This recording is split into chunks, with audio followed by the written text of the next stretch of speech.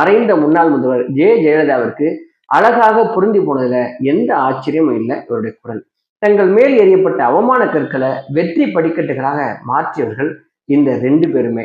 திரு குன்னங்குடி வைத்தியநாதன் இசையில உலகாலும் உமையவளே என்ற பாடலின் மூலம் தனது முதல் பக்தி பாடலை இவர் பதிவு செய்தார்.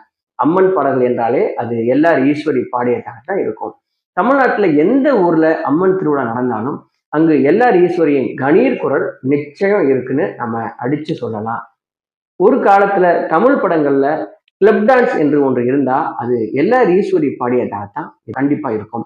அதே போல அதற்கு நேர்மாறா அம்மன் பாடல்கள் என்றாலே அதுவும் எல்லார் ஈஸ்வரி பாடியதாகத்தான் இருந்தது.